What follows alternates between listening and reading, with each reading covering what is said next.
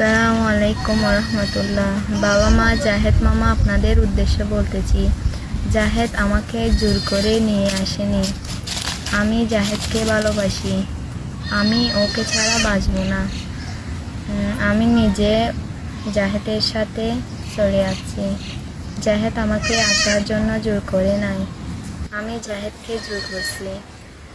আমি জাহেদকে বলছি, আপনি যদি আমাকে বিয়ে না করেন আমি আত্মহত্যা করব। আমি আমার জীবনের চেয়ে বেশি জাহেদকে ভালোবাসি।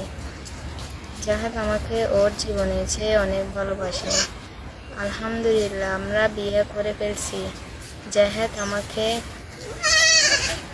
ঠকায়নি, ও আমাকে 7 লাখ কাবিন দিয়ে বিয়ে করছে।